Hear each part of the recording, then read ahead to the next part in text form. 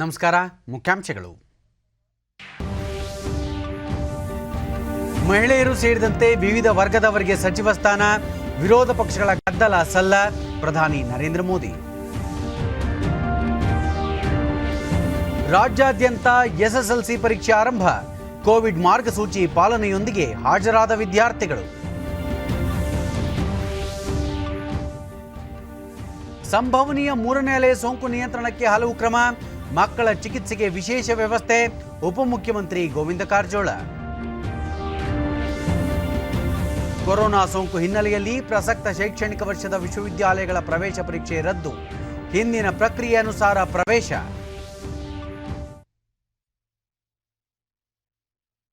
ವಾರ್ತೆಗಳ ವಿವರ.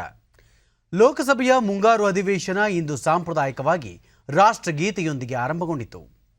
ಬಳಿಕ ಕರ್ನಾಟಕದ ಮಂಗಳ ಸುರೇಶ್ ಅಂಗಡಿ ಸೇರಿದಂತೆ ಹೊಸದಾಗಿ ಲೋಕಸಭೆಗೆ ಆಯ್ಕೆಯಾಗಿರುವ ಸದಸ್ಯರು ಪ್ರಮಾಣ ವಚನ ಸ್ವೀಕರಿಸಿದರು.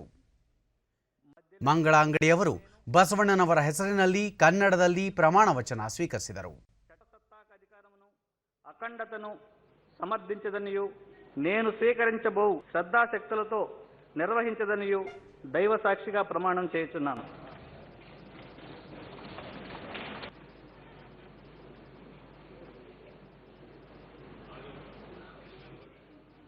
कर्नाटक श्रीमती मंगल सुरेश பெற்ற ஹரிகிருஷ்ண பெருமாள் நாடார் வசந்தகுமாரின் மகனாகிய விஜயகுமார் என்கின்ற விஜயவசந்த் என்னும் நான் சட்டப்பூர்வமாக நிறுவப்பட்டுள்ள ಇಂದಿಯ ಬಳಿಕ ಸ್ಪೀಕರ್ ಓಂ ಬಿರ್ಲಾ ಪ್ರಧಾನಿ ನರೇಂದ್ರ ಮೋದಿ ಅವರಿಗೆ ನೂತನ ಸಚಿವರನ್ನು ಸದನಕ್ಕೆ ಪರಿಚಯ ಮಾಡಿಸಲು ಅವಕಾಶ ನೀಡಿದಾಗ ಪ್ರತಿಪಕ್ಷ ಸದಸ್ಯರು ಗದ್ದಲ ಉಂಟು ಮಾಡಿದರು. ಓಂ ಬಿರ್ಲಾ ಸದನದ ಗೌರವ ಕಾಪಾಡುವಂತೆ ಮನವಿ ಮಾಡಿದರು. सदन की गरिमा और परंपराएं बनाए रखे. माननीय सदस्यगण, इस सदन की परंपराएं उच्च रही है. मेरा आप सब सदन में एक उत्साह का वातावरण होगा, क्योंकि बहुत बड़ी मात्रा में हमारी महिला सांसद मंत्री बनी है. आज मुझे खुशी होती कि बहुत बड़ी मात्रा में हमारे दलित भाई मंत्री बने हैं. खुशी होती आज हमारे आदिवासी शेड्यूल्ड ट्राइब के सारे साथी बहुत बड़ी मात्रा में मंत्री बने हैं. सबको खुशी होती. माननीय अध्यक्ष जी, इस बार सदन में हमारे साथी सांसद जो किसान परिवार से हैं, ग्रामीण परिवेश के हैं, सामाजिक आर्थिक रूप से पिछड़े वर्ग से हैं, ओबीसी समाज से हैं. एस.बी. सिद्धनाल 7वीं, 8वीं, 9वीं, 10वीं लोकसभा के सदस्य ಮಧ್ಯಪ್ರವೇಶಿಸಿದ ಸಂಸದೀಯ ವ್ಯವಹಾರಗಳ ಖಾತೆ ಸಚಿವ ಪ್ರಹ್ಲಾದ್ ಜೋಶಿ ನೂತನ ಸಚಿವರನ್ನು ಸದನಕ್ಕೆ ಪರಿಚಯ ಮಾಡಿಸುವುದು ಸಂಪ್ರದಾಯವಾಗಿದ್ದು, ಅದರ ತರುವಾಯ ಸದಸ್ಯರಿಗೆ ಯಾವುದೇ ವಿಚಾರ ಪ್ರಸ್ತಾಪಿಸಲು ಅವಕಾಶ ಇರುತ್ತದೆ ಎಂದರು. ಸದನದ ನಾಯಕರಾದ ಪ್ರಧಾನಿಯವರು ಮಾತನಾಡುವಾಗ ಸದಸ್ಯರು ಸದನದ ಘನತೆ ಎತ್ತಿ ಹಿಡಿಯಬೇಕು ಎಂದು ಸ್ಪೀಕರ್ ಪದೇ ಪದೇ ಮನವಿ ಮಾಡಿಕೊಂಡರು. ಗದ್ದಲದ ನಡುವೆಯೇ ಪ್ರಧಾನಿ ಈ ಬಾರಿ ಹೆಚ್ಚಿನ ಸಂಖ್ಯೆಯಲ್ಲಿ ಮಹಿಳೆಯರು, ಪರಿಶಿಷ್ಟ ಜಾತಿ ಮತ್ತು ಪರಿಶಿಷ್ಟ ಪಂಗಡ ಹಾಗೂ ಇತರ ಹಿಂದುಳಿದ ವರ್ಗಗಳ ಸೋದರರು ಮಂತ್ರಿಗಳಾಗಿದ್ದಾರೆ. ಹೀಗಾಗಿ ಸದನದಲ್ಲಿ ಉತ್ಸಾಹ ಇರುತ್ತದೆ ಎಂದು ನಿರೀಕ್ಷಿಸಿದ್ದೆ. ಆದರೆ ಕೆಲವರಿಗೆ ಇವರ ಪರಿಚಯ ಮಾಡಿಸುವುದು ಇಷ್ಟವಿಲ್ಲ, ಹೀಗಾಗಿ ಕಲಾಪಕ್ಕೆ ಅಡ್ಡಿಪಡಿಸುತ್ತಿದ್ದಾರೆ ಎಂದು ಆರೋಪಿಸಿ ನೂತನ ಸದಸ್ಯರನ್ನು ಸದನಕ್ಕೆ ಪರಿಚಯಿಸಲಾಗಿದೆ ಎಂದು ಪರಿಗಣಿಸುವಂತೆ ತಿಳಿಸಿ ನೂತನ ಸಚಿವರ ಪಟ್ಟಿಯನ್ನು ಮಂಡಿಸಿದರು. ಬಳಿಕ ಓಂ ಬಿರ್ಲಾ ಎಷ್ಟೇ ಮನವಿ ಮಾಡಿಕೊಂಡರೂ ಪ್ರತಿಪಕ್ಷ ಸದಸ್ಯರು ಗದ್ದಲ ಮುಂದುವರೆಸಿದರು. ಗದ್ದಲದ ನಡುವೆಯೇ ಸಂತಾಪ ಸೂಚಕ ನಿರ್ಣಯವನ್ನು ಕೈಗೆತ್ತಿಕೊಂಡಾಗಲೂ ಹೀಗೆ ಗದ್ದಲ ಮಾಡುವುದು ಉಚಿತವಲ್ಲ ಎಂದು ಹೇಳಿ ಕಲಾಪ ಮುಂದುವರೆಸಿದರು.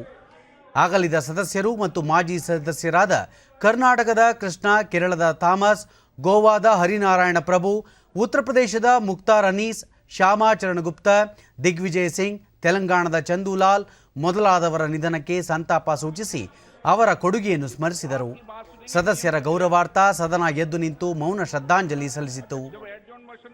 ನಂತರ ಸ್ಪೀಕರ್ ರಕ್ಷಣಾ ಸಚಿವ ರಾಜನಾಥ್ ಸಿಂಗ್ ಸದನದ ಸಂಪ್ರದಾಯದಲ್ಲಿ ಪ್ರಧಾನಿಯವರು ಸಚಿವ ಸಂಪುಟದ ನೂತನ ಸದಸ್ಯರನ್ನು ಪರಿಚಯಿಸುವಾಗ ಶಾಂತ ಚಿತ್ತದಿಂದ ಕುರಿತು ಕೇಳಿ ಅಭಿನಂದಿಸಲಾಗುತ್ತದೆ. ಆದರೆ ಈ ಬಾರಿ ಆ ಸಂಪ್ರದಾಯ ಮುರಿಯಲಾಗಿದೆ ಎಂದು ವಿಷಾದ ವ್ಯಕ್ತಪಡಿಸಿದರು. अध्यक्ष महोदय। ಬಳಿಕ ಸದಸ್ಯರ ಗದ್ದಲದ ನಡುವೆಯೇ ಸ್ಪೀಕರ್ ಪ್ರಶ್ನೋತ್ತರ ಕಲಾಪ ಕೈಗೆತ್ತಿಕೊಂಡರು. ಸದನವನ್ನು ಮಧ್ಯಾಹ್ನ 2 ಗಂಟೆಗೆ ಮುಂದೂಡಲಾಯಿತು. माननीय राजनाथ सिंह जी बता रहे कोई ऐसी आप उठाइए मुद्दा, कोई आपत्ति नहीं, प्लीज 1 मिनट। हैं मैं माननीय सदस्यों से आग्रह करता हूं वो कृपया अपने अपने आसन पर विराजें ताकि महत्वपूर्ण प्रश्नों के माध्यम से आप सरकार पर जवाबदेही तय कर सकें। पुनः माननीय सदस्यों से आग्रह कर रहा हूं कि वो अपने अपने आसन पर विराजें। श्री रमेश चंद्र कौशिक 01 बोल दिया। जी, पर्यटन मंत्री जी कर पाए बेटा।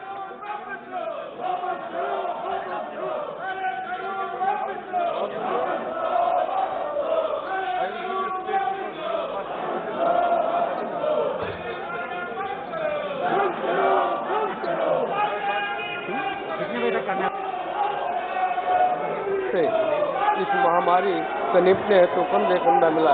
इस सभा की कार्रवाई 2 बजे तक के लिए स्थगित की जाती है।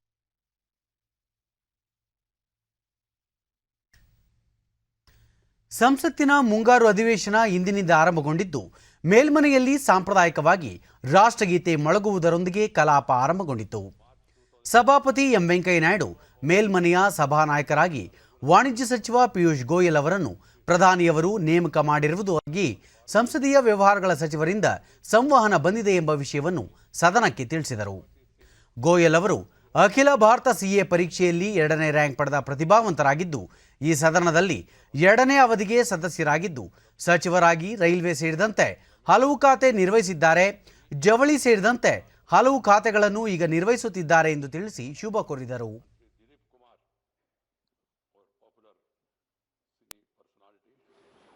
Originally known as Yusuf Sarwar Khan and Sri Milka Singh, the legendary ಈ ಹಿಂದೆ ಸದನದ ನಾಯಕರಾಗಿದ್ದ ತಾವರ್ಚಂದ್ ಗೆಹ್ಲೋಟ್ ಅವರು ಕರ್ನಾಟಕ ರಾಜ್ಯಪಾಲರಾಗಿ ನೇಮಕಗೊಂಡು ಅಧಿಕಾರ ವಹಿಸಿಕೊಂಡಿದ್ದಾರೆ ಎಂದು ಸದನಕ್ಕೆ ತಿಳಿಸಿದ ಸಭಾಪತಿಯವರು ರಾಜ್ಯಸಭಾ ಸದಸ್ಯರಾಗಿ ಅವರ ಕೊಡುಗೆಯನ್ನು ಶ್ಲಾಘಿಸಿದರು.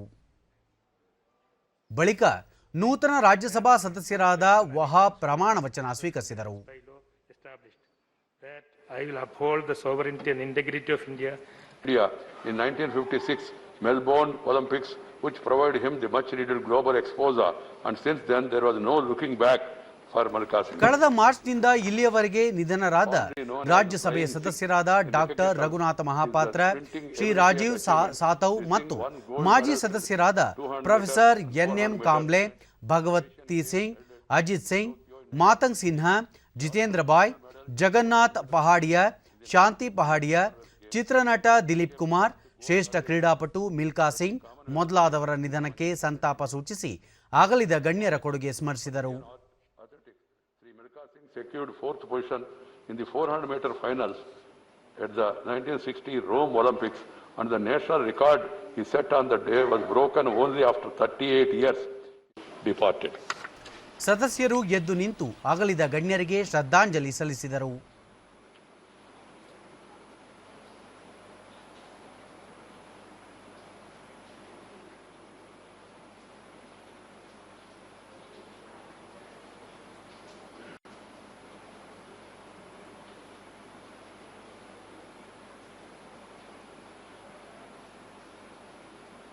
Om Shanti Shanti Shanti. ಹಾಲಿ ಸಚಿವರಾಗಿದ್ದ ರಘುನಾಥ ಪಾತ್ರ ಮತ್ತು ಸಾತವ್ ಅವರ ಗೌರವಾರ್ಥ ಸದನವನ್ನು ಕೆಲ ಕಾಲ ಮುಂದೂಡಲಾಯಿತು.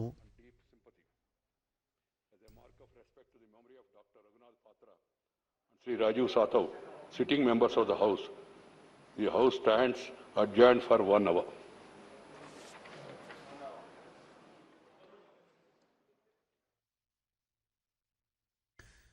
ಮತ್ತೆ ಸದನ ಸಮಾವೇಶಗೊಂಡಾಗ ಸಭಾಪತಿಯವರು ಎಲ್ಲ ಸದಸ್ಯರಿಗೂ ಮುಂಗಾರು ಅಧಿವೇಶನಕ್ಕೆ ಸ್ವಾಗತ ಕೋರಿ ಕಳೆದ 1.5 ವರ್ಷದಿಂದ ಕೊರೋನಾ ಸಾಂಕ್ರಾಮಿಕ ವಿಶ್ವದ ಜನರನ್ನು ಕಾಡುತ್ತಿದೆ, ಅನಿಶ್ಚಿತ ವಾತಾವರಣ ನಿರ್ಮಾಣವಾಗಿದೆ, ಆರ್ಥಿಕತೆಗೂ ಹೊಡೆತ ಬಿದ್ದಿದೆ. ಈ ಸಮಯದಲ್ಲಿ ಸಂಘಟಿತ ಹೋರಾಟ ಪ್ರಯತ್ನದಿಂದ ಕಣ್ಣಿಗೆ ಕಾಣದ ವೈರಾಣುವಿನ ಸಂಕಷ್ಟದಿಂದ ಹೊರಬರಬೇಕಾದ ಅಗತ್ಯವಿದೆ ಎಂದರು. 254ನೇ ಅಧಿವೇಶನ ಇದಾಗಿದ್ದು ಇದು ಫಲಪ್ರದವಾದ ಚರ್ಚೆಗೆ ಸಾಕ್ಷಿಯಾಗಲಿ ಎಂದು ಹಾರೈಸಿ ಪ್ರಧಾನಿಯವರಿಗೆ ನೂತನ ಸಚಿವರನ್ನು ಸದನಕ್ಕೆ ಪರಿಚಯಿಸಲು ಅವಕಾಶ ನೀಡಿದರು. For about a year and a half, the people of our country and across the world have been passing through a crisis of the last 100 years in the form of COVID-19 pandemic. This disease has not only dented the health of the people, but also the economies of across the globe, resulting in a multitude of adverse effects on the lives and livelihoods. मंत्रिमंडल के नए सदस्यों का ಪ್ರತಿಪಕ್ಷ ಸದಸ್ಯರು ಕ್ರಿಯಾಲೋಪ ಎತ್ತಿ ಗದ್ದಲ ಎಬ್ಬಿಸಿದರು. ಗದ್ದಲದ ನಡುವೆಯೇ ನೂತನ ಸಚಿವರ ಪರಿಚಯ ಮಾಡಲು ಮುಂದಾದ ಪ್ರಧಾನಿ, ಈ ದೇಶದ ರೈತರ ಮಕ್ಕಳು, ಹೆಚ್ಚಿನ ಸಂಖ್ಯೆಯ ಮಹಿಳೆಯರು, ಪರಿಶಿಷ್ಟ ಜಾತಿ ಮತ್ತು ಪರಿಶಿಷ್ಟ ಪಂಗಡದ ಸೋದರರು ಮಂತ್ರಿಗಳಾಗಿದ್ದು, ಅವರ ಪರಿಚಯವನ್ನು ಸದನಕ್ಕೆ ಮಾಡಿಸುತ್ತಿರುವುದು ಹಲವರಿಗೆ ಸಹಿಸಿಕೊಳ್ಳಲು ಆಗುತ್ತಿಲ್ಲ ಎಂದು ಆರೋಪಿಸಿದರು. ಇದು ಎಂತಹ ಮನೋಸ್ಥಿತಿ ಎಂದು ಪ್ರಶ್ನಿಸಿ, ನೂತನ ಸಚಿವರನ್ನು ಸದನಕ್ಕೆ ಪರಿಚಯಿಸಲಾಗಿದೆ ಎಂದು ಪರಿಗಣಿಸಲಿ ಎಂದು ಕೋರಿದರು.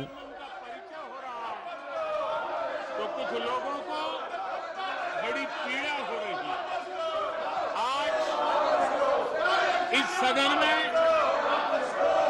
महिलाएं जो मंत्री बनी हैं, उनका परिचय हो रहा है. वो कौन सी महिला विरोधी मानसिकता है कि जिसके कारण इस सदन में उनका नाम भी सुनने को तैयार नहीं है, उनका परिचय भी कराने को तैयार नहीं है. ಸದನದ ನಾಯಕ ಪಿಯೂಷ್ ಗೋಯಲ್, ಬಹು ದಶಕಗಳಿಂದ ನಡೆದುಕೊಂಡು ಬಂದಿರುವ ಸಂಪ್ರದಾಯಕ್ಕೆ ಪ್ರತಿಪಕ್ಷಗಳು ಅಡ್ಡಿಪಡಿಸುತ್ತಿರುವುದು ನಿಜಕ್ಕೂ ವಿಪರ್ಯಾಸ. ಇದು ಲೋಕತಂತ್ರಕ್ಕೆ ಅಪಾಯಕಾರಿ. ಇಡೀ ದೇಶ ಈ ಸನ್ನಿವೇಶ ನೋಡಿ ಮರುಗುತ್ತಿದೆ ಎಂದು ಖಂಡಿಸಿದರು. जवाहरलाल नेहरू जी के समय से चलते जा रही है. आज बड़ा दुर्भाग्यपूर्ण स्थिति विपक्ष के साथियों ने खड़ी की है और मुझे बड़ा दुख के साथ इसको खंडन करना पड़ रहा है. इस प्रकार का व्यवहार देश की लोकतंत्र की परंपरा के लिए बहुत हानिकारक रहेगा. ಸಭಾಪತಿ ವೆಂಕಯ್ಯ ನಾಯ್ಡು ಸದಸ್ಯರ 17 ಸೂಚನೆಗಳಿಗೆ ಸ್ಪಂದಿಸುತ್ತಿರುವುದಾಗಿ ತಿಳಿಸಿ, ಈ ಪೈಕಿ ಹಲವು ಮಹತ್ವದ ವಿಷಯಗಳ ಬಗ್ಗೆ ಸೂಕ್ತ ಸಮಯದಲ್ಲಿ ಚರ್ಚೆಗೆ ಅವಕಾಶ ನೀಡುವುದಾಗಿ ತಿಳಿಸಿ ತಮ್ಮ ಆಸನಗಳಿಗೆ ತೆರಳುವಂತೆ ಮನವಿ ಮಾಡಿದರು. ಪ್ರತಿಪಕ್ಷ ಸದಸ್ಯರು ಘೋಷಣೆ ಕೂಗುತ್ತಾ ಧರಣಿ ನಡೆಸಿದರು. ಸಭಾಪತಿಯವರು ಕಲಾಪವನ್ನು ಮಧ್ಯಾಹ್ನಕ್ಕೆ ಮುಂದೂಡಿದರು.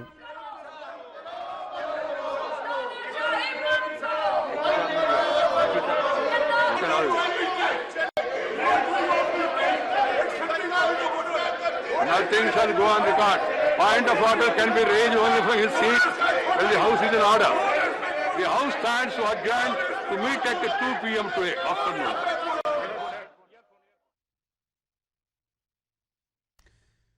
ಕಲಾಪದಲ್ಲಿ ಪಾಲ್ಗೊಳ್ಳಲು ಪ್ರಧಾನಿ ನರೇಂದ್ರ ಮೋದಿ ಅವರು ಇಂದು ಸಂಸತ್ತಿಗೆ ಆಗಮಿಸಿದಾಗ ಸಚಿವರಾದ ಪ್ರಹ್ಲಾದ್ ಜೋಶಿ, ಜಿತೇಂದ್ರ ಸಿಂಗ್ ಸೇರಿದಂತೆ ಹಲವರು ಅವರನ್ನು ಸ್ವಾಗತಿಸಿದರು.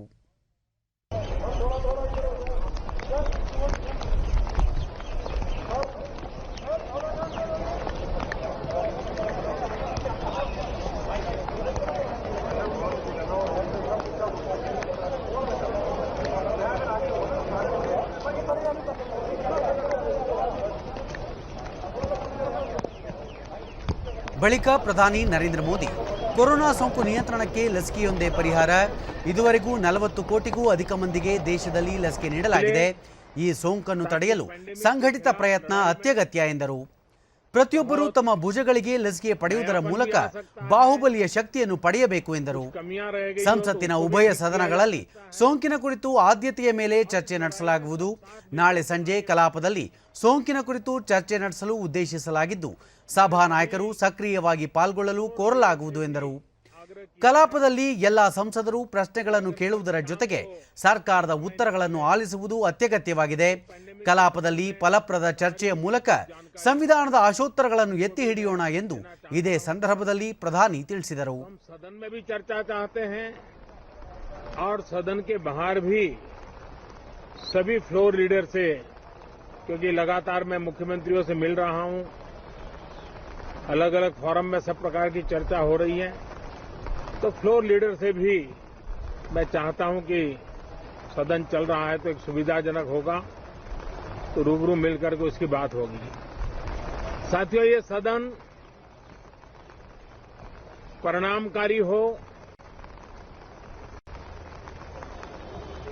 सार्थक चर्चा के लिए समर्पित हो। देश की जनता जो जवाब चाहती है वो जवाब सरकार को देने की पूरी तैयारी है।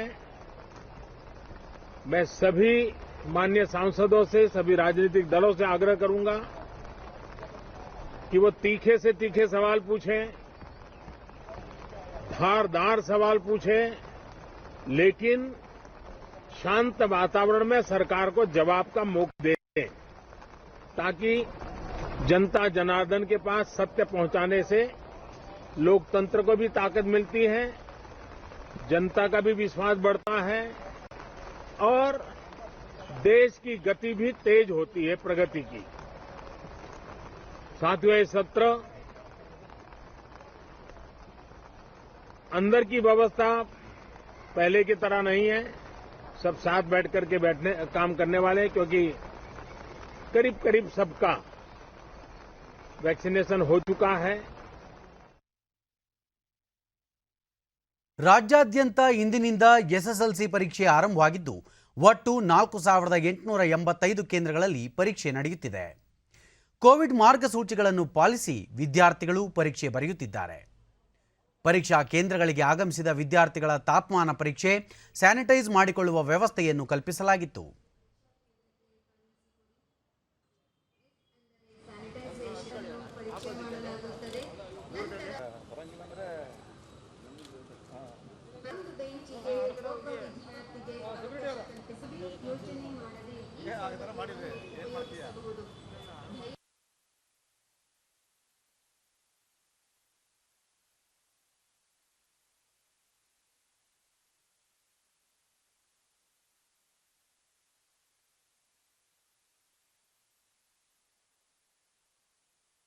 ಈ ಮಧ್ಯೆ ಬೆಂಗಳೂರಿನ ರಾಷ್ಟ್ರೀಯ ಬಾಲಕಿಯರ ಪ್ರೌಢಶಾಲೆಗೆ ಪ್ರಾಥಮಿಕ ಹಾಗೂ ಪ್ರೌಢ ಶಿಕ್ಷಣ ಸಚಿವ ಎಸ್ ಸುರೇಶ್ ಕುಮಾರ್ ಭೇಟಿ ನೀಡಿ ಪರಿಶೀಲನೆ ನಡೆಸಿದರು.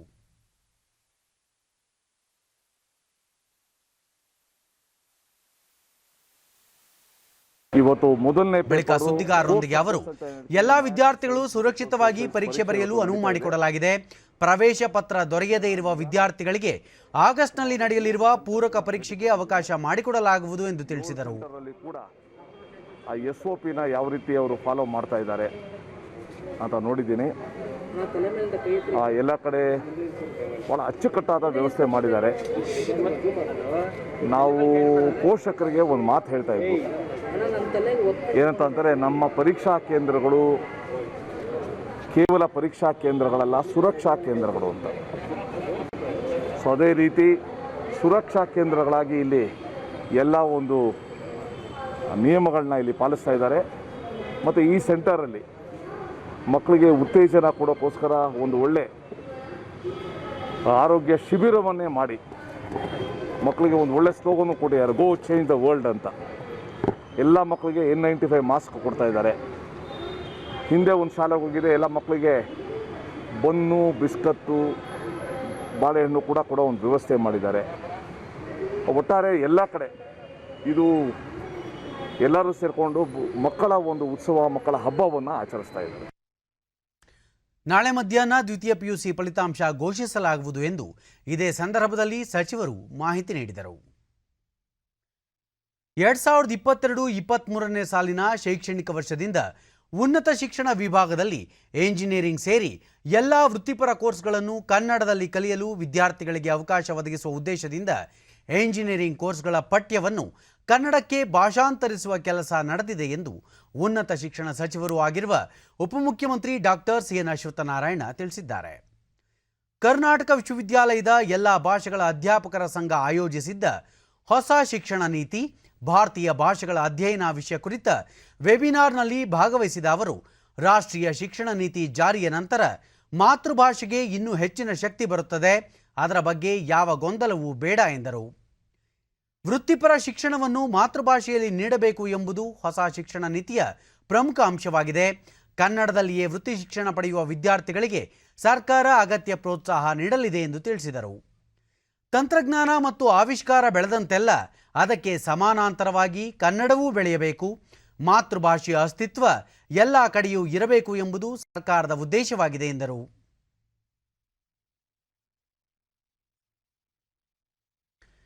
ಗ್ರಾಮೀಣ ಪ್ರದೇಶದ ಪ್ರತಿಯೊಂದು ಮನೆಗೂ ಶುದ್ಧ ಕುಡಿಯುವ ನೀರು ಒದಗಿಸುವ ಕೇಂದ್ರ ಸರ್ಕಾರದ ಜಲ ಮಿಷನ್ ಯೋಜನೆಯ ಅನುಷ್ಠಾನ ಹಾಗೂ ಸಂಭಾವ್ಯ 3ನೇ ಕೊರೋನಾ ಅಲೆ ನಿಯಂತ್ರಣ ಕುರಿತು ಉಪಮುಖ್ಯಮಂತ್ರಿ ಗೋವಿಂದ ಕಾರಜೋಳ ಬೆಳಗಾವಿಯಲ್ಲಿ ನಿನ್ನೆ ಅಧಿಕಾರಿಗಳೊಂದಿಗೆ ಸಭೆ ನಡೆಸಿದರು.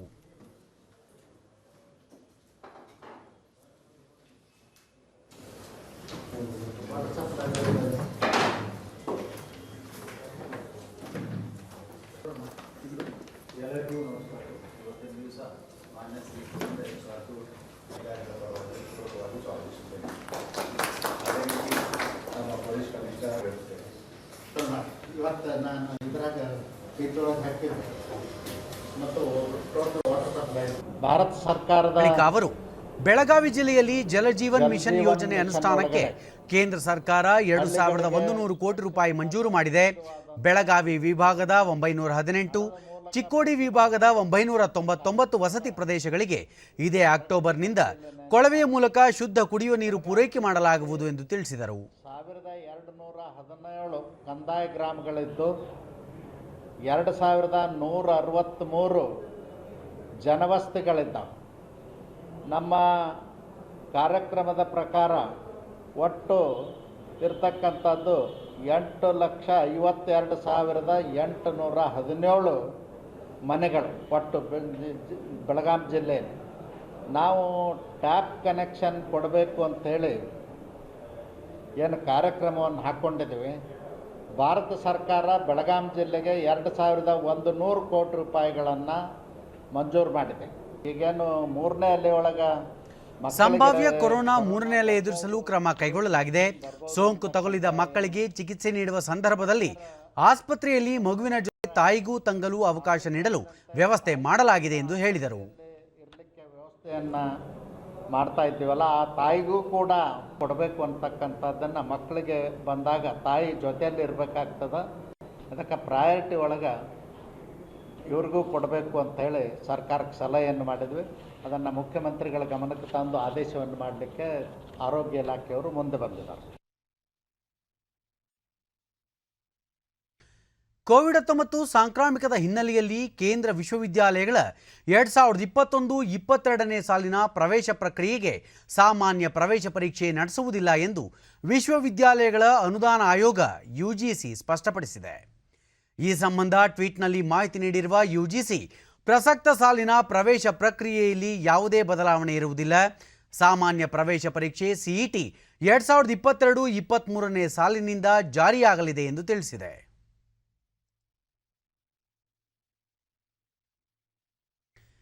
ದೇಶದಲ್ಲಿ ಕಳೆದ 24 ಗಂಟೆಗಳಲ್ಲಿ 38,164 ಹೊಸ ಕೊರೋನಾ ಸೋಂಕು ಪ್ರಕರಣಗಳು ದಾಖಲಾಗಿವೆ. ಒಟ್ಟು ಸೋಂಕಿತರ ಸಂಖ್ಯೆ 3,11,44,229ಕ್ಕೆ ತಲುಪಿದೆ. ಇದೇ ಅವಧಿಯಲ್ಲಿ 38,660 ಮಂದಿ ಚೇತರಿಸಿಕೊಂಡು ವಿವಿಧ ಆಸ್ಪತ್ರೆಗಳಿಂದ ಬಿಡುಗಡೆಯಾಗಿದ್ದಾರೆ. ಇದರೊಂದಿಗೆ ಒಟ್ಟಾರೆ ಗುಣಮುಖರಾದವರ ಸಂಖ್ಯೆ 3,03,08,456ಕ್ಕೆ ಹೆಚ್ಚಳವಾಗಿದೆ. ಚೇತರಿಕೆ ಪ್ರಮಾಣ 97.31%. ಒಟ್ಟು 4,21,665 ಸಕ್ರಿಯ ಪ್ರಕರಣಗಳಿವೆ. ಈ ಪ್ರಮಾಣ 1.36%. ಇದೇ ಅವಧಿಯಲ್ಲಿ 499 ಮಂದಿ ಮೃತಪಟ್ಟಿದ್ದು, ಇದರೊಂದಿಗೆ ಒಟ್ಟಾರೆ 4,14,108 ಮಂದಿ ಸಾವಿಗೀಡಾದಂತಾಗಿದೆ. ಇದು 1.33%. ದೇಶದಲ್ಲಿ ಲಸಿಕೆ ಅಭಿಯಾನ ವಿಶೇಷವಾಗಿ ಮುಂದುವರೆದಿದೆ. ಇದರ ಪರಿಣಾಮ ವಿಶ್ವದಲ್ಲೇ ಅತಿ ಹೆಚ್ಚು ಲಸಿಕೆ ನೀಡಿರುವ ದೇಶಗಳ ಪೈಕಿ ಭಾರತ ಮುಂಚೂಣಿಯಲ್ಲಿದೆ. ಇದುವರೆಗೆ ದೇಶಾದ್ಯಂತ ಒಟ್ಟು 40,64,81,493 ಮಂದಿಗೆ ಲಸಿಕೆ ನೀಡಲಾಗಿದೆ. ನಿನ್ನೆ ಒಂದೇ ದಿನ 13,63,123 ಮಂದಿಗೆ ಲಸಿಕೆ ನೀಡಲಾಗಿದೆ ಎಂದು ಕೇಂದ್ರ ಆರೋಗ್ಯ ಸಚಿವಾಲಯ ತಿಳಿಸಿದೆ. ದೇಶದಲ್ಲಿ ಕೊರೋನಾ ಮಾದರಿಗಳ ಪರೀಕ್ಷಾ ಸಾಮರ್ಥ್ಯದಲ್ಲಿ ನಿರಂತರವಾಗಿ ಹೆಚ್ಚಳ ಮಾಡಲಾಗುತ್ತಿದ್ದು, ಇದುವರೆಗೆ ಒಟ್ಟು 44,54,22,256 ಮಂದಿಗೆ ಕೊರೋನಾ ಮಾದರಿ ಪರೀಕ್ಷೆ ನಡೆಸಲಾಗಿದೆ. ನಿನ್ನೆ ಒಂದೇ ದಿನ 14,63,593 ಮಂದಿಯ ಮಾದರಿ ಪರೀಕ್ಷಿಸಲಾಗಿದೆ ಎಂದು ಭಾರತೀಯ ವೈದ್ಯಕೀಯ ಸಂಶೋಧನಾ ಮಂಡಳಿ ICMR ತಿಳಿಸಿದೆ. ಮಹಾರಾಷ್ಟ್ರದ ಮುಂಬೈನಲ್ಲಿ ನಿನ್ನೆ ರಾತ್ರಿ ಭಾರೀ ಮಳೆ ಸುರಿದ ಪರಿಣಾಮ ಪ್ರವಾಹ ಪರಿಸ್ಥಿತಿ ಸೃಷ್ಟಿಯಾಗಿದ್ದು 31 ಮಂದಿ ಮೃತಪಟ್ಟಿದ್ದಾರೆ. ಮಳೆ ಪರಿಣಾಮ ರೈಲು ಸಂಚಾರ ಸ್ಥಗಿತಗೊಳಿಸಲಾಗಿದೆ. ರಸ್ತೆ ಸಂಚಾರ ಕೂಡ ಅಸ್ತವ್ಯಸ್ತಗೊಂಡಿದ್ದು ನಿನ್ನೆ ರಾತ್ರಿ 12 ಸೆಂಟಿಮೀಟರ್ ಮಳೆಯಾಗಿದೆ ಎಂದು ಹವಾಮಾನ ಇಲಾಖೆ ಮಾಹಿತಿ ನೀಡಿದೆ. ತೀವ್ರ ಗಾಳಿ ಬೀಸಿದ ಪರಿಣಾಮ ಅನೇಕ ಮನೆಗಳು ಕುಸಿದಿದ್ದು ಹಲವರು ಗಾಯಗೊಂಡಿದ್ದಾರೆ.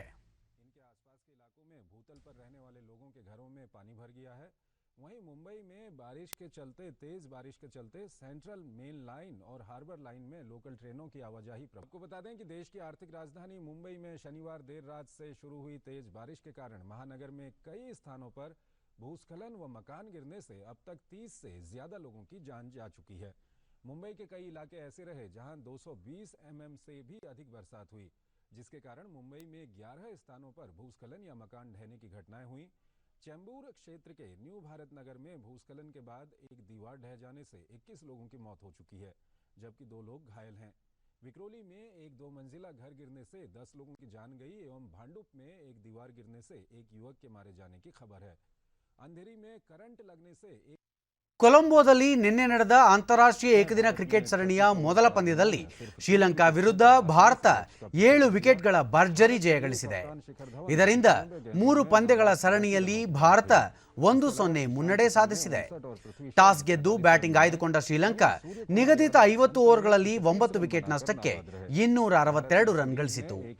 ಭಾರತ ಕೇವಲ 36.4 ಓವರ್ಗಳಲ್ಲಿ 3 ವಿಕೆಟ್ ನಷ್ಟಕ್ಕೆ 263 ರನ್ ಗಳಿಸಿ ಗೆಲುವಿನ ಗುರಿ ಮುಟ್ಟಿತು. ಭಾರತದ ಪರ ಈಶಾನ್ ಕಿಶನ್ ಹಾಗೂ ನಾಯಕ ಶಿಖರ್ ಧವನ್ ಜೋಡಿ ಉತ್ತಮ ಪ್ರದರ್ಶನ ನೀಡಿ ತಂಡದ ಗೆಲುವಿನಲ್ಲಿ ಪ್ರಮುಖ ಪಾತ್ರ ವಹಿಸಿತು. 59 रन की ताबड़तोड़ पारी खेली। उन्होंने वनडे में डेब्यू पर दूसरा सबसे तेज अर्धशतक जड़ने का रिकॉर्ड बनाया। इस विकेटकीपर बल्लेबाज ने 33 गेंदों में अपना अर्धशतक पूरा किया।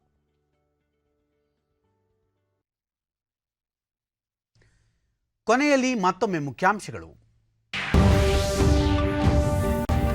ಮಹಿಳೆಯರು ಸೇರಿದಂತೆ ವಿವಿಧ ವರ್ಗದವರಿಗೆ ಸಚಿವ ಸ್ಥಾನ, ವಿರೋಧ ಪಕ್ಷಗಳ ಗದ್ದಲ ಸಲ್ಲ, ಪ್ರಧಾನಿ ನರೇಂದ್ರ ಮೋದಿ.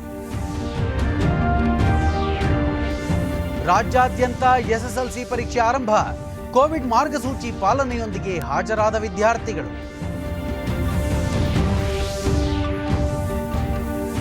ಸಂಭವನೀಯ 3ನೇ ಅಲೆ ಸೋಂಕು ನಿಯಂತ್ರಣಕ್ಕೆ ಹಲವು ಕ್ರಮ, ಮಕ್ಕಳ ಚಿಕಿತ್ಸೆಗೆ ವಿಶೇಷ ವ್ಯವಸ್ಥೆ, ಉಪಮುಖ್ಯಮಂತ್ರಿ ಗೋವಿಂದ ಕಾರಜೋಳ.